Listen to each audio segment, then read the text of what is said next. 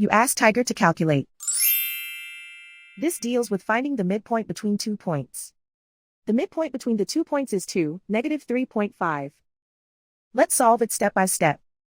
Plot the 2 points and calculate the midpoint using the formula. The coordinates of point 1 are x1 equals 4, y1 equals -3. The coordinates of point 2 are x2 equals 0, y2 equals -4. PM represents the midpoint of the 2 points.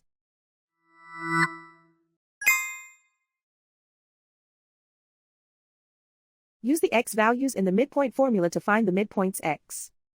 x1 equals 4.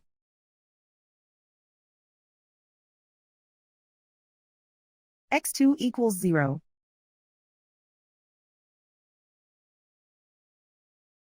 Simplify the arithmetic.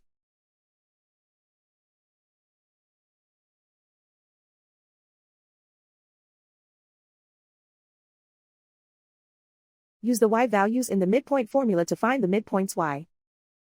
y1 equals -3.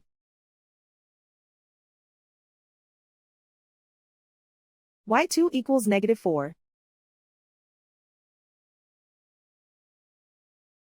Simplify the arithmetic.